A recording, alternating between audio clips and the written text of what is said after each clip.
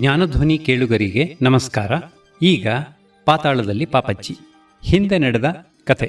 ಪಾಪಚ್ಚಿ ಅಳಿಲಿನ ಮನೆಗೆ ಹೋದಾಗ ಅಳಿಲು ಹಾಗೂ ಟೋಪಿ ಅಂಗಡಿಯವನು ತಿಂಡಿ ತಿನ್ನುತ್ತಿದ್ದರು.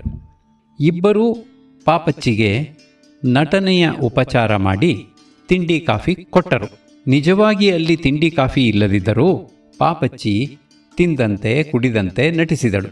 ಎಲ್ಲರೂ ಸೇರಿ ಒಗಟುಗಳ ಆಟ ಆಡಿದರು. ಅಲ್ಲಿದ್ದ ಎಮ್ಮೆಕರು ತುಪ್ಪ ಸೇದುತ್ತಿದ್ದ ಅಕ್ಕ ತಂಗಿಯರ ಕತೆ ಹೇಳಿತು. ಪಾಪಚ್ಚಿಗೆ ಅರ್ಥವಾಗಲಿಲ್ಲ. ಬೇಸರದಿಂದ ಮರದ ಕೆಳಗಿನ ಬಾಗಿಲಿನಿಂದ ಇಸ್ಪೀಟು ರಾಜ್ಯ ಪ್ರವೇಶಿಸಿದಳು. ಅಲ್ಲಿ ಗುಲಾಬಿಗೆ ಬಣ್ಣ ಹಾಕುತ್ತಿದ್ದ 5-7 ರಾಣಿ ಬರುತ್ತಾಳೆಂದು ಅಡ್ಡಬಿದ್ದರು.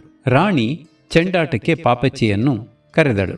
ಈ ಆಟದಲ್ಲಿ ಮುಳ್ಳು ಹಂದಿಗಳೇ ಚೆಂಡುಗಳು. ಕೊಕ್ಕರೆ ಕೊಕ್ಕು ಕೆಳಗಿರುವಂತೆ ಮಡಿಸಿ ಚೆಂಡಿಗೆ ಹೊಡೆಯಬೇಕು. ಚೆಂಡು ಎದುರು ಬದರಾಗಿ ಬಾಗಿ ನಿಂತ ಸಿಪಾಯಿಗಳ ನಡುವೆ ತೂರಬೇಕು. ಎಲ್ಲವಕ್ಕೂ ಜೀವ ಇರೋದರಿಂದ ಇದು ಬಲು ಕಷ್ಟ. ಮಧ್ಯೆ ರಾಣಿಯ ಕೂಗಾಟ. ಅವನ ತಲೆ ಕತ್ತರಿಸು, ಇವಳನ್ನು ಗಲ್ಲಿಗೇರಿಸು ಎಂಬ ಕೂಗಾಟ. ಅಷ್ಟು ಜನ ಸತ್ತರೂ ಬೇಕಾದಷ್ಟು ಜನ ಇದ್ದಾರಲ್ಲ ಎಂದು ಪಾಪಚ್ಚಿ ಆಶ್ಚರ್ಯಪಟ್ಟಳು. ಅಧ್ಯಾಯ 11. ಅಮ್ಮ ಅವರ ಬೆಕ್ಕು. ಆಗ ಅವಳ ನೆತ್ತಿಗೆ ನೇರವಾಗಿ ಆಕಾಶದಲ್ಲಿ ಮಸುಕು ಮಸುಕಾಗಿ ಒಂದು ಪ್ರಕಾಶವಾದ ಹಾಗಾಯಿತು. ಕ್ರಮಕ್ರಮವಾಗಿ ಅದು ಹೆಚ್ಚಾಯಿತು, ಸ್ಪಷ್ಟವಾಯಿತು, ಕಣ್ಣಿಗೆ ಗೋಚರವಾಯಿತು. ಪಾಪಚ್ಚಿಗೆ ಅದು ಏನೆಂದು ಕೊನೆಗೆ ಗೊತ್ತಾಯಿತು. ಓ, ಬಾಬಾ ಬುಡನ್ ಬೆಕ್ಕಿನ ಹಲ್ಲು ಕಿರಿತ. ಪರವಾಗಿಲ್ಲ, ಇಲ್ಲಿ ನನಗೊಂದು ಸ್ನೇಹಿತ ಸಿಕ್ಕದ ಹಾಗಾಯಿತು. ಇಲ್ಲಿಂದ ಹೇಗಾದರೂ ತಪ್ಪಿಸಿಕೊಂಡು ಹೋಗಲು ಇದಕ್ಕೆ ಉಪಾಯ ಗೊತ್ತಿದ್ದರೂ ಇರಬಹುದು ಎಂದು ಯೋಚಿಸಿ ಅವಳು ಮತ್ತೆ ನಗು ಮೊಗದವಳಾದಳು. ಆ ಕಿರಿತದ ಹಿಂದೆ ಮಾತು ಹೊರಡುವುದಕ್ಕೆ ಸಾಕಾಗುವಷ್ಟು ಬಾಯಿ ಕಾಣಿಸಿಕೊಂಡ ತಕ್ಷಣವೇ, ಏನು ಮಾಡುತ್ತಿದ್ದೀರಿ ಎಂದು ಬೆಕ್ಕು ಕೇಳಿತು. ಈಗಲೇ ನಾನು ಉತ್ತರ ಹೇಳಿ ಏನು ಪ್ರಯೋಜನ? ಒಂದು ಕಿವಿಯಾದರೂ ಪ್ರತ್ಯಕ್ಷವಾಗಲಿ, ಇಲ್ಲದಿದ್ದರೆ ಬೆಕ್ಕಿಗೆ ಕೇಳಿಸುವುದು ಹೇಗೆ ಎಂದು ಪಾಪಚ್ಚಿ ಸ್ವಲ್ಪ ಹೊತ್ತು ಕಾದಿದ್ದಳು. 2-3 ನಿಮಿಷಗಳಲ್ಲಿಯೇ ಬೆಕ್ಕಿನ ತಲೆಬುರುಡೆ ಎಲ್ಲವೂ ಸಿದ್ಧವಾಯಿತು. ಪಾಪಚ್ಚಿ ತನ್ನ ಕೊಕ್ಕರೆಯನ್ನು ಕೆಳಗಿಳಿಸಿ ಚೆಂಡಾಟದ ತೊಂದರೆಗಳನ್ನೂ ಆಟಗಾರರ ಅನ್ಯಾಯಗಳನ್ನೂ ಬೆಕ್ಕಿಗೆ ವಿವರಿಸಿದಳು. ಬೆಕ್ಕಿನ ಉಳಿದ ಭಾಗಗಳು ಬರಲೇ ಇಲ್ಲ. ಅವು ಅದಕ್ಕೆ ಆಗ ಇರಬೇಕಾದ ಅಗತ್ಯವೂ ಇರಲಿಲ್ಲ ಅನ್ನಿ. ಮಾತಾಡಬೇಕು, ಮಾತು ಕೇಳಿಸಬೇಕು, ಅಷ್ಟೇ. ಅದಕ್ಕೆ ಬಾಯಿ ಕಿವಿ 2 ಸಾಕು ತಾನೆ.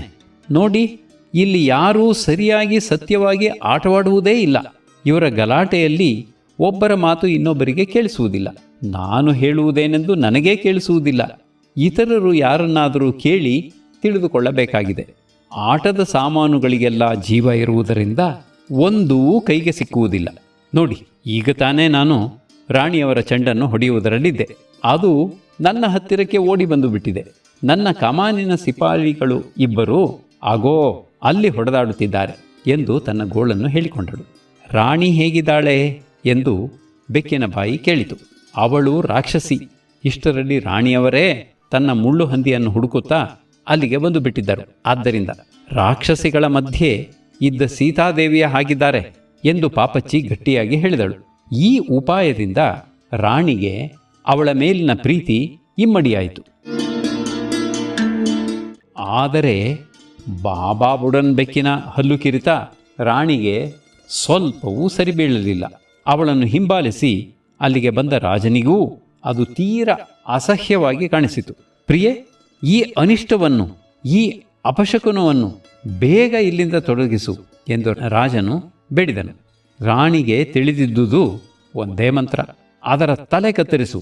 ಸರಿ, ಅಪ್ಪಣೆಯಾಯಿತು, ಸುಗ್ರೀವಾಜ್ಞೆ ಆಗಲಿ, ನಾನೇ ಹೋಗಿ ಕಟುಕನನ್ನು ಕಳುಹಿಸುತ್ತೇನೆ ಎಂದು ಹೇಳಿ ರಾಜನು ಹೊರಟನು. 1-2 ನಿಮಿಷಗಳಲ್ಲಿಯೇ ಹರಿತವಾದ ಒಂದು ದೊಡ್ಡ ಕೊಡಲಿ ಸಹಿತವಾಗಿ ಆಸ್ಥಾನದ ಕಟುಕನು ಬಂದನು. ಎಲ್ಲರೂ ಬೆಕ್ಕಿನ ಸುತ್ತ ಸಭೆ ಸೇರಿದರು. ರಾಣಿಯವರು ಕತ್ತರಿಸು ಇದರ ತಲೆಯನ್ನು ಎಂದು ಗರ್ಜಿಸಿದರು. ಆದರೆ ಕಟುಕನು ಅದಕ್ಕೆ ಒಪ್ಪಲಿಲ್ಲ. ಮಹಾಸ್ವಾಮಿ, ಬಡವನ ಮೇಲೆ ಕೋಪಿಸಬಾರದು. ಕತ್ತೇ ಇಲ್ಲದ ಪ್ರಾಣಿಯ ತಲೆಯನ್ನು ನಾನು ಹೇಗೆ ಕತ್ತರಿಸಲಿ? ಮಹಾಸ್ವಾಮಿ, ನನಗೆ ತಿಳಿಯದು ಎಂದು ಹೇಳಿ ಕೊಡಲಿಯನ್ನು ನೆಲದ ಮೇಲಿರಿಸಿ ಅಡ್ಡಬಿದ್ದನು. ತಲೆ ತೆಗೆಯುವುದಕ್ಕೆ ತಲೆ ಎಂಬ ಪದಾರ್ಥ ಒಂದೇ ಇದ್ದರೆ ಸಾಕು ಎಂದು ಮುಂತಾಗಿ ರಾಜನು ಬಹಳವಾಗಿ ಕಟುಕನೊಂದಿಗೆ ವಾದಿಸಿದನು. ತನ್ನ ಕೋರಿಕೆಯನ್ನು ನೆರವೇರಿಸದಿದ್ದರೆ ಕಟುಕನ ತಲೆಯನ್ನೂ ಕಡಿದು ಬಿಡುವೆನೆಂದು ರಾಣಿಯು ಕೂಡ ರೇಗಿದಳು. ಆದರೇನು, ಅವನು ಏಳಲೇ ಇಲ್ಲ. ಪಾಪಚ್ಚಿಗೆ ಇದೆಲ್ಲವನ್ನು ನೋಡಿ ನಗು ಬಂತು.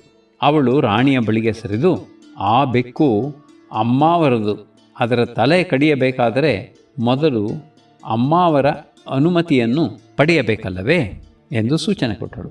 ಲೋ 9, ಬೆಟ್ಟದ ಮೇಲಿರುವ ಸೆರೆಮನೆಯಲ್ಲಿ ಅಮ್ಮಾವರಿದ್ದಾರೆ, ಇಲ್ಲಿಗೆ ಸರಸರನೆ ಎಳೆದುಕೊಂಡು ಬಾ ಎಂದು ಹೇಳಿ ಆ ಆಳಿನ ಕೈಗೆ ರಾಣಿ ಒಂದು ದೊಡ್ಡ ಬೀಗದ ಕೈಯನ್ನು ಕೊಟ್ಟಳು. ಬಿಟ್ಟ ಬಾಣದ ಹಾಗೆ ಅವನು ಓಡಿದನು. ಅಷ್ಟರಲ್ಲಿ ಯಾರಿಗೂ ತಿಳಿಯದೆಯೇ ಬಾಬಾಬುಡನ್ ಬೆಕ್ಕಿನ ತಲೆ ಬುರುಡೆಯು ಅಳಿಸಿ ಹೋಗುತ್ತಾ ಬಂತು. ಅಮ್ಮ ಅವರು ಅಲ್ಲಿಗೆ ಬರುವುದರೊಳಗೆ ಅದು ಸಂಪೂರ್ಣ ಮಾಯವಾಗಿ ಬಿಟ್ಟಿತ್ತು. ಸಿಪಾಯಿಗಳೆಲ್ಲರೂ ಬೆಕ್ಕನ್ನು ಹಿಡಿಯಲು ಹುಡುಕಾಡಿದರು. ಆದರೆ ಅದರ ಕಿರೀಟದ ಬೆಳಕು ಕೂಡ ಅವರಿಗೆ ಸಿಗಲಿಲ್ಲ. ಎಲ್ಲರೂ ಚಲ್ಲಾಪಿಲ್ಲಿಯಾಗಿ ಬೆಕ್ಕನ್ನು ಹಿಡಿದು ಬಂಧಿಸಲು 4 ಕಡೆಗಳಿಗೂ ಹೋದದ್ದರಿಂದ ಆ ಮರದ ಅಡಿಯಲ್ಲಿ ಪಾಪಚ್ಚಿ, ಅಮ್ಮ ಅವರು ಇಬ್ಬರು ಮಾತ್ರ ಉಳಿದರು. ಅಮ್ಮ ಅವರು ನಿಷ್ಕರುಣಿ, ಮಕ್ಕಳ ಮೇಲೆ ಕನಿಕರ ಇಲ್ಲದವರು ಎಂದು ಪಾಪಚ್ಚಿ ಆಗಲೇ ಅರಿತಿದ್ದಳು. ಆದರೆ ಇಂದು ಅವರು ಬಹಳ ವಿನಯದಿಂದ ಪ್ರೀತಿ ತುಂಬಿದ ಮಾತುಗಳನ್ನಾಡಿದರು. ಬಾ ಅಮ್ಮ, ನನ್ನ ಹತ್ತಿರ ಬಾ, ನಿನ್ನನ್ನು ನೋಡುತ್ತಾ ಇದ್ದರೆ ನನ್ನ ಕಣ್ಣು ತಣ್ಣಗಾಗುತ್ತೆ ಎಂದು ಹೇಳಿದರು. ಬಹುಶಃ ಅಂದಿನ ಮೂರ್ಖತನಕ್ಕೆ ಮೆಣಸಿನ ಪುಡಿಯೂ ಹಂದಿ ಮರಿಯ ತುಂಟತನವೂ ಕಾರಣಗಳಾಗಿದ್ದಿರಬೇಕು ಎಂದು ಪಾಪಚ್ಚಿ ಊಹಿಸಿದಳು. ಆದ್ದರಿಂದ ಸೆರೆಮನೆಯನ್ನು ಕುರಿತಾಗಲಿ ರಾಣಿಯವರ ಕೋಪನ್ನು ಕುರಿತಾಗಲಿ ಪಾಪಚ್ಚಿ ಒಂದು ಮಾತು ಆಡಲಿಲ್ಲ. ಪಾಪಚ್ಚಿ, ಚೆಂಡಾಟ ಬಹಳ ಚೆನ್ನಾಗಿತ್ತು ಅಮ್ಮ ಅವರು. ಹೌದಮ್ಮ, ಹೌದು, ಚೆನ್ನಾಗಿರುವುದಿಲ್ಲವೇ? ನಿಮಗೆಲ್ಲ ಈಗ ಆಟವಾಡುವ ಪ್ರಾಯ, ಉತ್ಸಾಹ, ಅದಕ್ಕೆ ಶಾಸ್ತ್ರದಲ್ಲಿ ಹೇಳಿರುವುದು ಆಟ, ಊಟ, ಓಟ ಎಂದು. ಓ, ಇದು ನನ್ನ ಪುಸ್ತಕದಲ್ಲೂ ಇದೆ. ಇರಬಹುದಮ್ಮ, ಇರಬಹುದು. ಇಲ್ಲವೆಂದವರಾರು? ಅದಕ್ಕೆ ದೊಡ್ಡವರು ಗಾದೆ ಹೇಳುವುದು, ಹೆಗಲು ಕಳ್ಳ ಅಂದರೆ ಕುಂಬಳಕಾಯಿ ಮುಟ್ಟಿ ನೋಡಿದ ಅಂತ. ಆ ಗಾದೆ ಹಾಗಲ್ಲ. ಕುಂಬಳಕಾಯಲ್ಲಿ ಅನೇಕ ತರಹ ಇವೆ, ಬೂದಿ, ಸಕ್ಕರೆ. ಅದಕ್ಕೆ ದೊಡ್ಡವರು ಹೇಳುವುದು ನಾರಿನಿಂದ ಹೂವು ಜಡೆಗೇರಿತು ಅಂತ. ಅದು ಹೇಗೆ? ನಾರಿನಿಂದ ಹೂವೋ, ಹೂವಿನಿಂದ ನಾರೋ? ಯಾವುದರಿಂದ ಯಾವುದು ಜಡೆಗೇರುತ್ತಿದೆ? ಚೆನ್ನಾಯಿತು, ಇದೇ ಕಮ್ಮ ಹೀಗೆ ಹೇಳುವೆ. ನಿನಗೆ ಏನೂ ತಿಳಿಯದು.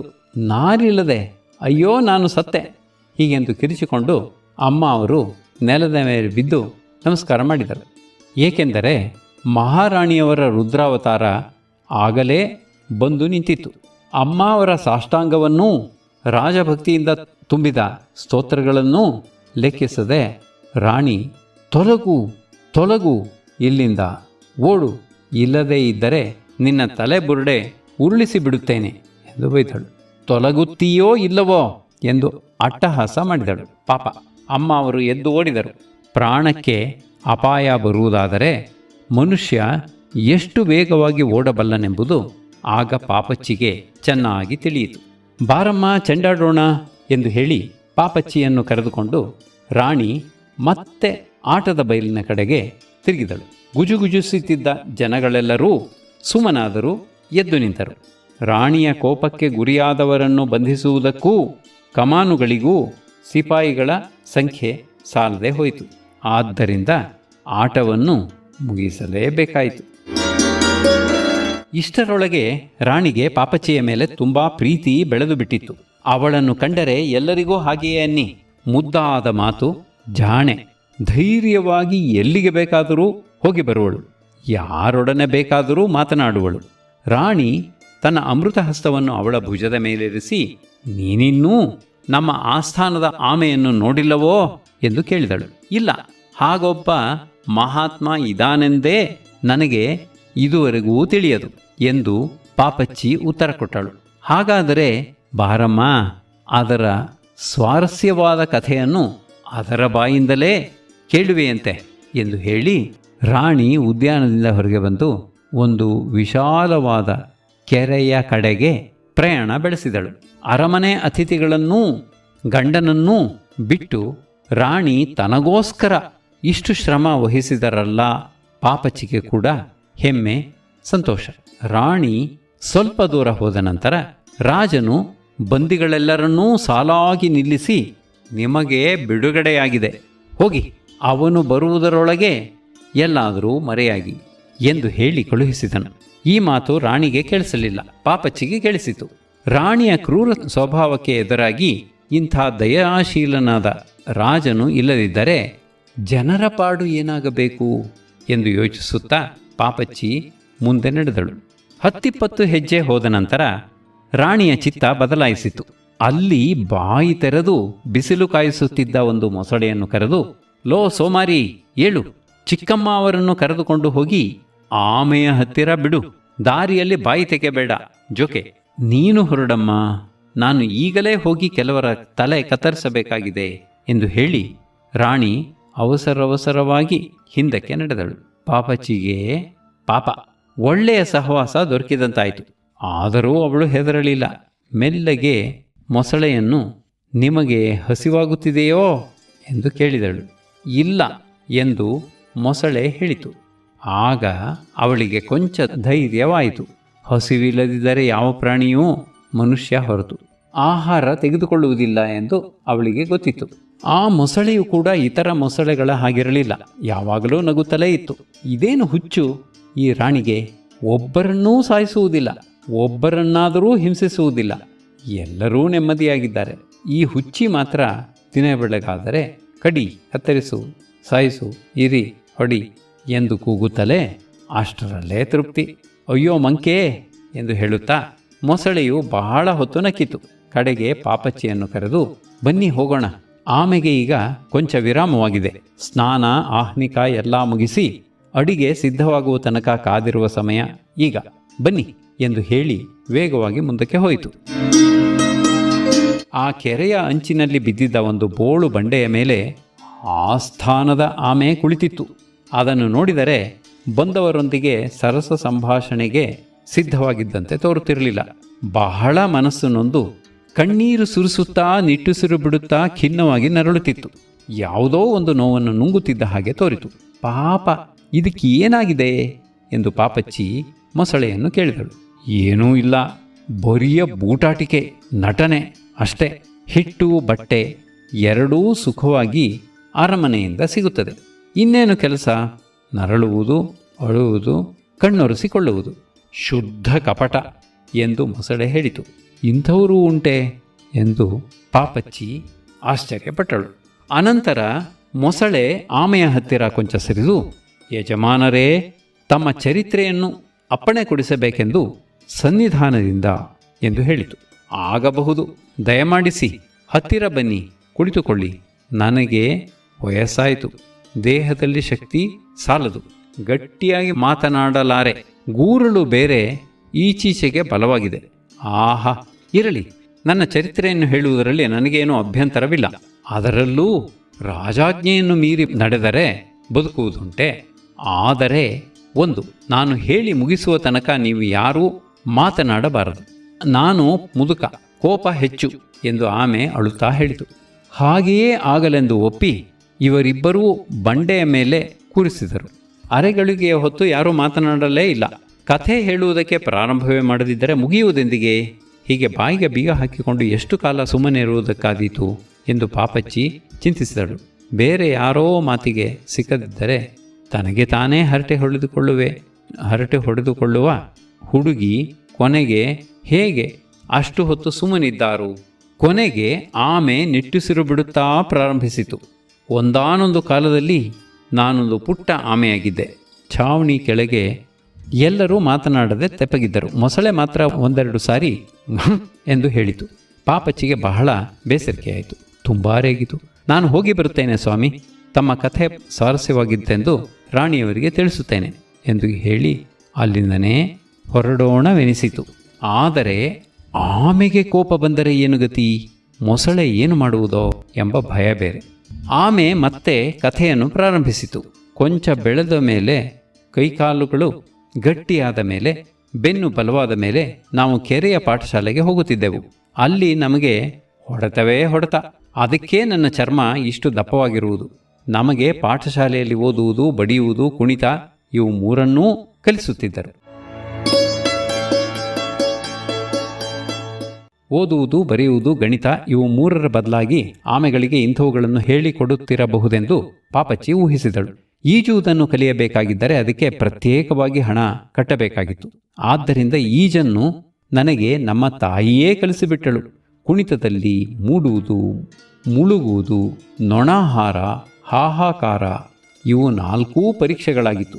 ಕೂಡುವುದು, ಕಳೆಯುವುದು, ಗುಣಾಕಾರ, ಭಾಗಾಕಾರ. ಹಾಹಾಕಾರ ಎಂದರೇನು ಎಂದು ಪಾಪಚ್ಚಿ ಕೇಳಿದಳು. ನಿನಗೆ ಹಾ ಹಾ ಎಂದು ಹೇಳುವುದಕ್ಕೆ ಬರುತ್ತದೆಯೋ ಎಂದು ಮೊಸಳೆ ಕೇಳಿತು. ಹ್ಞೂ ಬರುತ್ತೆ ಎಂದು ಪಾಪಾಚಿ ಹೇಳುತ್ತಲೂ, ಹಾಗಾದರೆ ಅದಕ್ಕೆ ಕಾರ ಸೇರಿಸಿದರೆ ಹಾಹಾಕಾರವಾಯಿತು ಎಂದು ಆಮೆ ಹೇಳಿಬಿಟ್ಟಿತು. ಆಮೇಲೆ ನಮಗೆ ಮೆರವಣಿಗೆ, ವಿಕೃತಿ, ಪ್ರಶಂಸೆ, ಗೇಲಿ ಬರೆಯಿಸುವುದು ಮುಂತಾದ ಪಾಠಗಳು ಇದ್ದವು. ಪಾಪಚ್ಚಿಗೆ ಇವು ಯಾವುದೂ ಅರ್ಥವಾಗಲಿಲ್ಲ. ಆದ್ದರಿಂದ ಅವಳು, ನಿಮಗೆ ಶಾಲೆಯಲ್ಲಿ ದಿನವೂ ಎಷ್ಟು ಗಂಟೆ ಪಾಠ ಎಂದಳು. ಓ, ಪಾಠಕ್ಕೇನು ಕಡಿಮೆ. ಮೊದಲನೆಯ ದಿನ 10 ಗಂಟೆಗಳ ಕಾಲ, 2ನೆಯ ದಿನ 9 ಗಂಟೆ ಪಾಠ, 3ನೆಯ ದಿನ 8 ಗಂಟೆ, 4ನೆಯ ದಿನ 7, 5ನೆಯದಕ್ಕೆ 6, 6ಕ್ಕೆ 5 ಹೀಗೆ. ಹಾಗಾದರೆ 11ನೆಯ ದಿನ ರಜವೋ? ಹೌದು, ಪೂರ್ತಿ ರಜ. 12ನೆಯ ದಿನವನ್ನು ಏನು ಮಾಡುವುದು? ನಾನು 12ನೆಯ ದಿನದ ಹೊತ್ತಿಗೆ ಪಾಠಶಾಲೆಯನ್ನು ಬಿಟ್ಟುಬಿಟ್ಟಿದ್ದೆ. ಆಮೆಗೆ ತನ್ನ ಮೇಲೆ ಕೋಪ ಬಂದದ್ದರಿಂದ ಹೀಗೆ ಹೇಳಿರಬೇಕೆಂದು ಪಾಪಚ್ಚಿಗೆ ತೋರಿತು. ಅವಳು, ಕ್ಷಮಿಸಿ ಸಾರ್, ಕೋಪಿಸಿಕೊಳ್ಳಬೇಡಿ ಸಾರ್, ನಾಳೆಯಿಂದ ಹೀಗೆ ಕೇಳುವುದಿಲ್ಲ ಸಾರ್ ಎಂದು ಹೇಳಿದಳು. ಅಷ್ಟು ಹೊತ್ತಿಗೆ ಮೊಸಳೆ, ಪಾಠದ ವಿಷಯ ಇಷ್ಟು ಸಾಕು ಸ್ವಾಮಿ, ಇನ್ನು ಆಟದ ವಿಚಾರ ಹೇಳಿ ಎಂದು ಕೇಳಿಕೊಂಡಿತು.